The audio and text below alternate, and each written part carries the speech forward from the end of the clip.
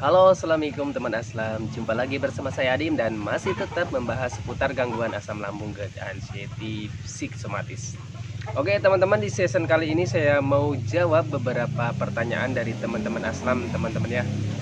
Pertanyaan-pertanyaannya itu apa saja? Simak videonya sampai selesai, jangan skip, agar teman-teman itu paham, agar teman-teman itu mengerti. Dan ketika teman-teman itu mengerti dan paham, kalian itu akan lebih mudah menangani setiap sensasi dari gangguan asam lambung, GERD, anxiety, psikomatis.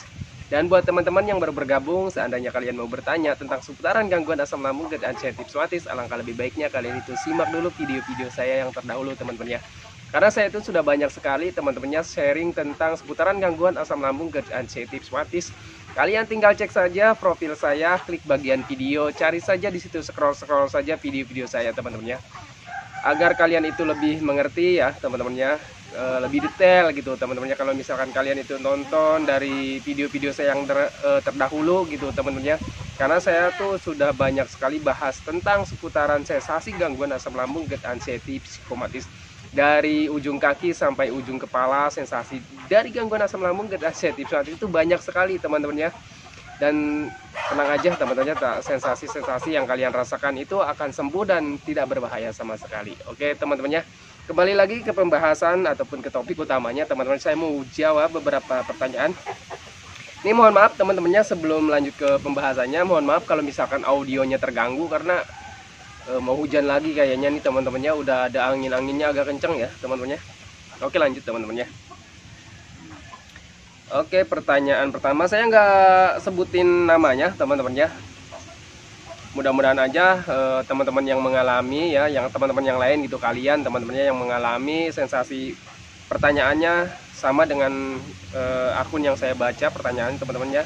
Semoga menjadi apa ya, menjadi solusi ataupun pengetahuan ya teman-teman ya, karena sensasinya itu mungkin saja kalian rasakan gitu teman-teman ya. Oke, pertanyaannya apa ini ya, susah bacanya. Mata saya, apa ini, mata berpengaruh dari asam lambung apa tidak bang? Soalnya sudah 2 kali ke dokter, perubahannya masih sedikit. Untuk sensasi di bagian mata teman-temannya, apakah ada pengaruhnya ataupun apakah ada hubungannya dengan gangguan asam lambung, GERD, anxiety, psikomatis? Menurut pengalaman saya itu ada teman-temannya. Ini pengalaman saya. Itu yang pertama biasanya dari sistem cernanya teman-temannya, karena ketika kita makan ya teman-temannya, makanan yang banyak protein, yang banyak gizinya, yang banyak vitaminnya gitu teman-temannya, ketika pencernaan kita itu terganggu teman-temannya, fungsinya itu tidak normal, itu serapan nutrisi vitamin dari kebaikan dari makanan itu tidak terserap sempurna teman-temannya oleh pencernaan kita. Alhasil semuanya itu kekurangan teman-temannya, tidak teraliri sepenuhnya proteinnya, vitaminnya, gizinya gitu teman-temannya, untuk mata ya, untuk rambut, untuk telinga, untuk hidung, pokoknya untuk semua organ tubuh kita itu tidak terpenuhi kebutuhan vitamin, nutrisi, gizinya gitu teman-teman ya. Biasanya mata itu ya kekurangan fungsi penglihatannya teman-teman ya. Dari penglihatannya kekurangan ya, kayak biasanya kurang jernih gitu teman-teman ya. Terus kalau misalkan melihat cahaya itu agak apa ya, agak sakit ataupun agak nyaman gitu teman-teman, agak silau ya, berblur gitu teman-teman ya. Itu pengalaman saya seperti itu teman-teman ya. Terus juga faktor keduanya, biasanya orang-orang yang terkena gangguan asam lambung, GERD, anxiety, psikomatis mengalami mata itu pandangannya melihat cahaya itu buram ya teman-teman, blur. Itu biasanya juga dari faktor terlalu sering di ruangan teman-teman. Itu yang pertama, yang keduanya terlalu sering di ruangan teman-teman. Terus terlalu sering melihat HP, terus nonton TV gitu teman-teman ya. Ketika itu berkepanjangan ataupun terlalu lama ya nonton HP, nonton TV teman-temannya, terus ketika kalian keluar melihat sinar matahari, cahaya dari matahari gitu teman-temannya, itu bisa mengganggu penglihatan kalian gitu teman-temannya. Terus sakit juga matanya, terus silau juga gitu teman-teman. Itu penyebab keduanya gitu teman-temannya. Itu pengalaman saya seperti itu. Coba kalau misalkan gimana bang penanganannya, kalau misalkan dari pencernaannya ataupun dari medisnya gitu teman-temannya. Pencernaannya akali saja dengan sering makan teman-temannya, sering makan yang misalkan dari wortel gitu teman-teman. itu wortel bagus ya teman-teman. Saya sering konsumsi wortel karena orang-orang yang terkena gangguan asam lambung, GERD, ulcerative colitis, serapan nutrisi vitamin gizinya itu tidak sempurna teman-teman. Jadi terus aja kalian konsumsi teman-teman, seperti wortel ya, daging ayam, terus labu siam teman-teman, terus ikan teman-teman. Saya itu selalu sering konsumsi makanan-makanan seperti itu karena kita itu butuh banyak gizi, butuh banyak vitamin, butuh banyak nutrisi gitu teman-teman. Pengalaman saya seperti itu. Walaupun ya pencernaan kita itu belum stabil ya, belum sempurna menyerap nutrisi, vitamin, gizi untuk makanan, untuk seluruh tubuh kita, tapi terus aja ya teman-teman, perbanyak makannya ataupun sering makannya gitu teman-teman ya. Menurut pengalaman saya seperti itu teman-teman. Nanti ketika pencernaan kaliannya sudah membaik, makin membaik, nanti juga akan normal lagi dan stabil lagi gitu teman-teman. Terus kalau misalkan kalian dari terlalu sering di dalam ruangan, terus ketika keluar ruangan terus matanya silau ataupun sakit, ya lebih baik jangan terlalu sering di ruangan gitu teman-teman. Coba aja kalian sering gerak di luar gitu teman-teman. Jangan terlalu sering menyendiri di kamar gitu teman-teman, ataupun di luar di ruangan gitu teman-teman. Terus juga hindari terlalu sering nonton HP, terlalu sering nonton TV gitu teman-teman, karena itu juga kalau misalkan terus ya berkepanjangan ataupun terlalu lama ya nonton TV, nonton HP, itu berpengaruh juga untuk mata kita gitu teman-teman. Oke, next ya teman-teman. Pertanyaan kedua. Assalamualaikum Bang Adim, kenapa ya tiap sore suka hidung tersumbat ditambah napas pendek tiap jam 3 atau jam 6 sore? Ini pengalaman saya teman-teman, ketika sore itu ya, yang pertama itu biasanya kan dari suhu ya teman-teman, jadi perubahan suhu gitu. Kalau misalkan kalian itu siangnya agak baikan ya teman-teman, terus sorenya itu ada sensasi, biasanya itu dari perubahan suhu. Itu yang pertama teman-teman. Kenapa bisa dari perubahan suhu berpengaruh terhadap orang-orang yang terkena gangguan asam lambung, GERD, ulcerative colitis?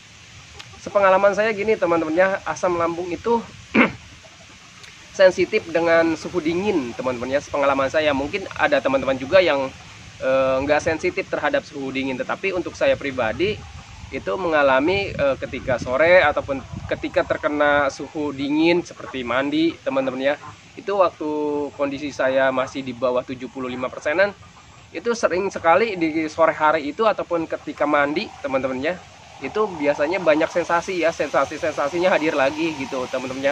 Ketika orang-orang yang terkena gangguan asam lambung yang GERD, ulcerative colitis, ketika sensitif dengan suhu dingin, itu sensasinya pasti hadir lagi teman-teman, seperti kembung, begah, nyeri ulu hati teman-teman, terus mual ya teman-teman. Pengalaman saya seperti itu.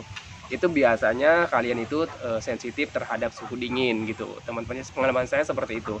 Nggak harus sore teman-teman, saya itu dulu pagi juga sensasinya banyak teman-teman. Terus kalau misalkan agak siang terus ada agak hangat teman-teman, itu biasanya agak membaikkan, sensasinya agak mendingan gitu teman-teman. Nah, maka dari itu saya selalu menyarankan kepada teman-teman itu, ayo berjemur di pagi hari gitu. Bisa terbiasa dengan suhu dingin gitu teman-teman. Pengalaman saya seperti itu. Terus gimana Bang cara menanganinya? Ya kalau misalkan kalian sudah tahu penyebabnya teman-teman, menurut saya ketika kalian sudah tahu penyebabnya, nanti juga kalian akan bisa menangannya dengan cara kalian sendiri gitu teman-teman. Dan untuk saya pribadi, caranya ketika saya di sore hari timbul sensasi dan saya sudah memahaminya, oh ini dari suhu cuaca ataupun suhu pokoknya suhu dingin gitu teman-teman, itu saya menanganinya dengan sering minum air hangat pelan-pelan aja teman-teman. Kalau misalkan sudah bisa memahami terus bisa menerima, cuek teman-temannya. Nah, ketika ada cuek, ya udah teman-teman biasa aja gitu teman-teman. Pengalaman saya seperti itu, karena ketika sudah terbiasa ya teman-teman, dari sensasi yang hadir juga nanti numpang lewat aja gitu teman-teman. Pengalaman saya seperti itu, karena itu butuh pembiasaan aja sih menurut saya teman-teman. Sama dengan ketika kita musim kemarau terus berubah ataupun pindah ke musim dingin gitu teman-teman, itu butuh adaptasi juga. Seperti sekarang ini teman-teman, kemarin kan musim kemarau, musim panas gitu teman-teman, terus sekarang ini musim dingin, musim hujan. Nah, itu ada saya pribadi yang sudah membaik juga, sudah sembuh teman-teman, itu ada perubahan ataupun ada adaptasi gitu teman-teman. Saya tuh merasa nggak nyaman badannya gitu teman-teman, tapi karena saya itu sudah memahaminya, nggak ada rasa cemas, nggak ada rasa takut teman-temannya, biasa aja teman-temannya. Karena adaptasi itu bukan hanya untuk orang-orang yang terkena gangguan asam lambung, GERD anxiety psikomatis saja. Orang yang lain pun yang tidak terkena gangguan asam lambung, GERD anxiety psikomatis itu butuh adaptasi ketika ada perubahan cuaca ataupun perubahan suhu. Menurut saya seperti itu teman-temannya, pengalaman saya seperti itu. Terus faktor keduanya biasanya kenapa di sore hari itu sensasinya muncul gitu teman-temannya. Yang kedua teman-temannya, yang kedua itu biasanya karena kitanya ya memang dari pagi ya teman-temannya, hari bangun pagi sarapan terus beraktivitas ya teman-temannya. Jelas di sore hari itu waktunya istirahat. Nah itu waktunya lelah-lelahnya, energi kita itu sedang habis teman-temannya. Di sore hari itu waktu energi kita itu habis ya, dipakai aktivitas teman-temannya, dipakai berpikir gitu teman-temannya. Tapi kalau misalkan Bang, saya tuh belum bisa aktivitas, saya tuh hanya duduk-duduk doang, rebahan doang teman-teman ya. Terus kenapa saya juga mengalami munculnya banyak sensasi di sore hari? Ya sama saja teman-teman ya, walaupun kalian sebenarnya tidak beraktivitas ya, tidak melakukan pekerjaan gitu teman-teman, tidak beraktivitas yang berat-berat gitu teman-teman ya. Tetap saja teman-temannya, orang-orang yang terkena gangguan asam lambung, GERD anxiety psikomatis, walaupun tidak beraktivitas mengalami kelelahan ataupun habisnya energi di sore hari itu sangat wajar teman-temannya. Karena kalian itu meskipun kalian tidak beraktivitas, kalian itu ada aktivitas yang tidak kalian sadari gitu teman-temannya. Karena kita itu hidup di dua ada yang kita sadari, ada yang tidak kita sadari. Apa yang tidak kita sadari itu seperti pergerakan ataupun aliran darah, aliran oksigen, terus pergerakan pencernaan ya, aktivitas dari pencernaan. Nah itu tidak kalian sadari teman-temannya. Sebenarnya aliran oksigen juga butuh tenaga, butuh energi. Terus aliran darah juga mengalir di tubuh kita itu butuh energi juga, butuh tenaga juga. Terus pencernaan kita juga ya butuh tenaga juga untuk mencerna gitu teman-temannya. Terus otak kita berpikir ya teman-temannya, itu butuh energi juga gitu teman-teman. Walaupun kita tidak beraktivitas yang berat-berat, tetapi alam bawah sadar kita itu beraktivitas gitu teman-temannya. Alam bawah sadar kita itu tetap membutuhkan energi ataupun tenaga gitu teman-temannya. Karena kita itu hidup ada dua gitu teman-temannya, ada alam bawah sadar, ada alam sadar gitu teman-temannya. Alam sadar itu aktivitas ataupun pergerakan yang kita sadari gitu teman-temannya. Terus yang tidak kita sadari itu alam bawah sadar kita ya, seperti pergerakan darah, pergerakan aliran oksigen, pergerakan pencernaan gitu teman-temannya. Itu semua butuh energi juga. Apalagi orang-orang yang terkena gangguan asam lambung, GERD anxiety psikomatis, biasanya kan pemikirannya itu selalu ke hal-hal negatif teman-temannya. Selalu memikirkan tentang ketakutan ya teman-temannya, terus selalu memikirkan tentang kematian, memikirkan sensasi yang takutnya penyakit yang berbahaya gitu teman-temannya. Nah tanpa kalian sadari itu menjadi stres tersendiri gitu teman-temannya. Dan ketika stres itu bisa menguras energi kalian dengan cepat gitu teman-temannya. Pengalaman saya seperti itu. Menurut saya wajar saja ketika kalian di sore hari itu mengalami banyak segala sensasi teman-temannya, seperti hidung mampet gitu teman-temannya. Nih ya, setiap sore suka hidung suka tersumbat. Nah itu teman-teman, itu biasanya dari perubahan suhu gitu teman-temannya, perubahan suhu dari suhu panas ke suhu dingin. Itu pengalaman saya seperti itu ya teman-temannya. Terus juga biasanya dari kita itu sudah kelelahan ataupun kehabisan energi gitu teman-temannya. Itu ya teman-temannya. Terus apalagi kalau nyetir motor pas hidung tersumbat, ditambah kayak panik dan cemas. Nah itu teman-temannya. Jadi ketika kalian nyetir motor ataupun di sore hari muncul sensasi seperti hidung tersumbat, itu sebenarnya kalian karena adanya suhu dingin gitu teman-temannya.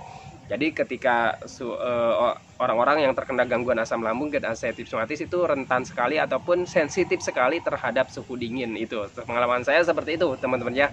Oke teman-temannya, ke pembahasan pertanyaan teman-teman itu seperti itu aja teman-temannya. Ini kalau misalkan saya jawab setiap pertanyaan bisa panjang lebar videonya teman-temannya. Ini video pertanyaan 2 aja bisa sampai 15 menitan teman-temannya.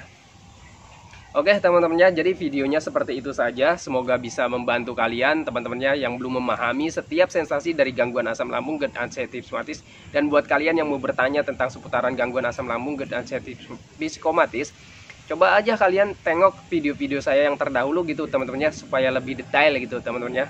Ketika kalian bisa memahaminya teman-temannya, nanti kalian akan mempunyai cara tersendiri teman-temannya, gimana nih cara menangani sensasinya gitu teman-teman. Jadi tidak harus meniru cara saya teman-temannya. Nanti ketika kalian sudah paham, kalian itu akan bisa ataupun akan mempunyai metode tersendiri gitu teman-temannya. Karena gangguan asam lambung GERD anxiety hipnosis itu hanya butuh pemahaman teman-temannya. Ketika kalian sudah paham tentang gangguan asam lambung, terus tentang gangguan GERD-nya, terkena gangguan sensasi anxiety-nya gitu teman-temannya, kalian akan bisa menanganinya dengan mudah gitu teman-teman. Karena butuh pemahaman aja sih sebenarnya teman-temannya. Ketika kalian sudah paham ya kalian akan minimal teman-temannya, minimal ketika kalian sudah paham itu minimal kalian itu tidak akan cemas ya teman-teman, tidak akan panik berlebihan gitu teman-teman. Pengalaman saya seperti itu teman-temannya.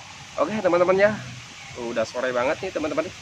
Saya akhiri teman-temannya videonya, tetapi sebelum saya akhiri, saya doakan buat teman-teman yang belum membaik dari gangguan asam lambung GERD anxiety psikomatis, semoga kalian itu cepat membaik ya teman-temannya. Semoga keadaan kalian yang dulu itu cepat kembali lagi, entah itu dari emosinya, dari kebahagiaannya, dari canda tawanya, pokoknya hari-hari kalian yang berwarna itu semoga cepat kembali lagi teman-temannya.